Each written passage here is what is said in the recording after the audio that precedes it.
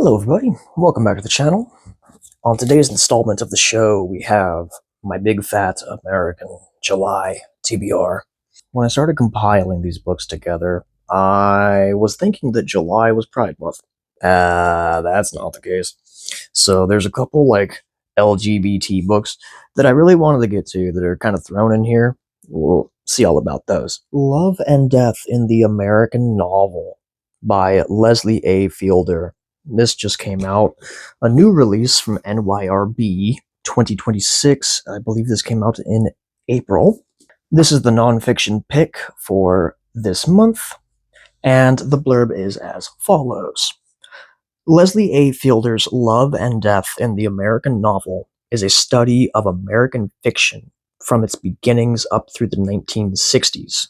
In this tour de force from the great mid-20th century era of literary criticism, Fielder argues that American literature is Gothic at heart, marked by a terror of sexuality and an obsession with violence, escape, and death.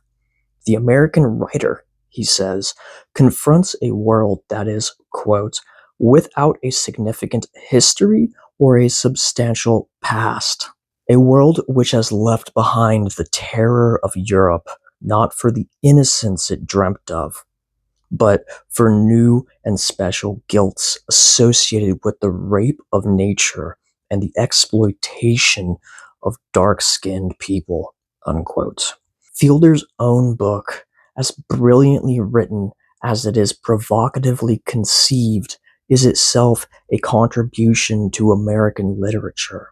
His puckish suggestion is that we read it, quote, not as a conventional scholarly book or an eccentric one, but a kind of Gothic novel, complete with touches of black humor, whose subject is American experience as recorded in our classical fiction.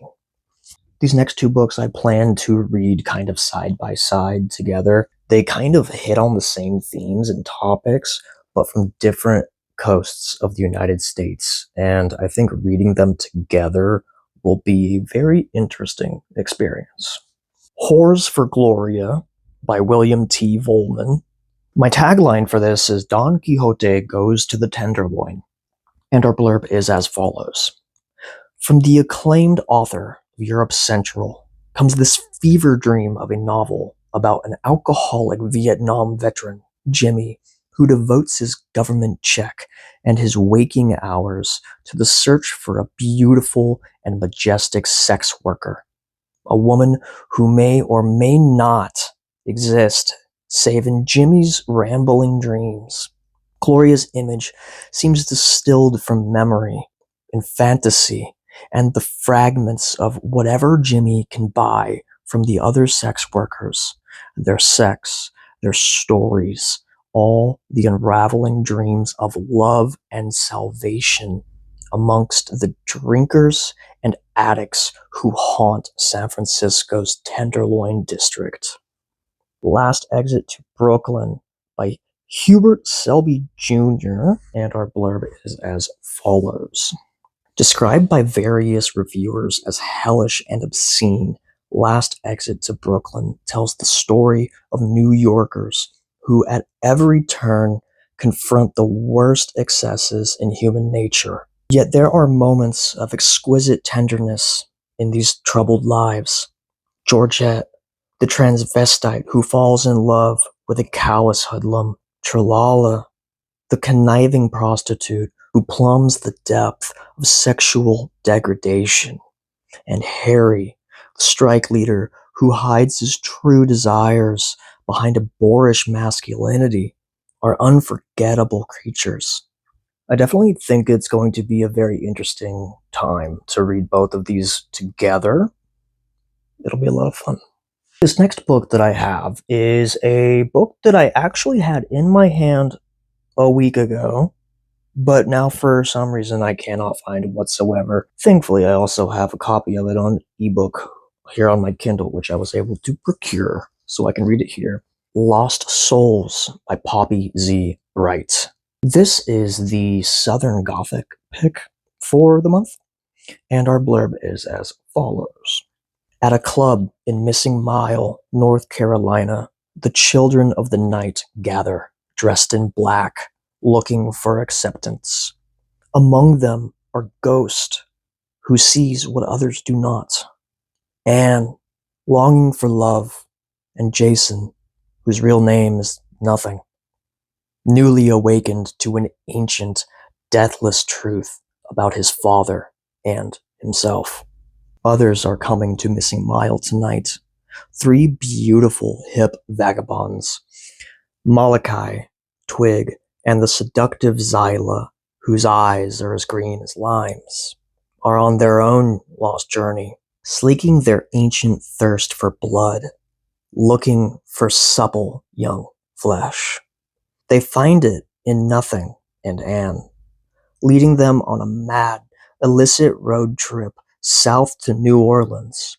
Over miles of dark highway, Ghost pursues, his powers guiding him on a journey to reach his destiny, to save Anne from her new companions, and to save Nothing from himself. This will be my first Poppy Zebright book. I read a short story from her previously that came out in, I believe it was last year's The End of the World as We Know It short story collection set in Stephen King's world of The Stand. I know she wrote Exquisite Corpse. I haven't read that. I haven't read anything else from her, but from what people say, this isn't the most well-written of hers, but it was very Anne Ricey, which seems to be a lot of what she does. The very last book is the Stephen King for the month, Duma Key. This is our Florida Gulf Coast pick, and the blurb is as follows. After a construction accident in which he loses his right arm and his divorce, Edgar Freemantle moves from Minnesota to Florida to begin what his psychiatrist describes as a geographic cure. He rediscovers his love for painting and finds that he is good at it, but his paintings seem to have something more to them. On Duma Key, he also finds a new friendship with Wireman, a kindred spirit seeking refuge there as a caretaker for Elizabeth Eastlake. Elizabeth's past also contains painful memories that have been reawakened, bringing all of them together to face an evil entity named Percy. Percy? We will find out. This is, I believe, 2008-ish, somewhere about. Do I have the date in here? I do not. Of course I don't. Time and time again, I hear from people who are well-versed in Stephen King. I hear them say that Duma Key is one of the sleeper hits. It's one of the better post-2000, post-accident Stephen King. Duma Key seems to be a book that only like the hardcore Stephen King people read. That I don't think I've ever heard anyone say that it's like, oh, my very first Stephen King, it's Duma Key. I'm very excited to see what all the hype is about. From what I hear, the emotional impact is pretty spectacular in this. I look forward to seeing where it goes, seeing what comes of it. I'm sure that it has to be better than Insomnia, which I'm reading right now.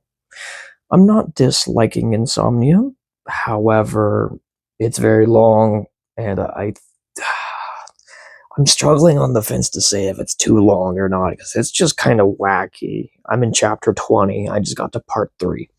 We'll talk about that later. These are all the books I'm going to be reading in July. I may throw another one in there if I get through all of these, but we will talk about that when we get there. Let me know what you guys are reading down in the comments. Cheers.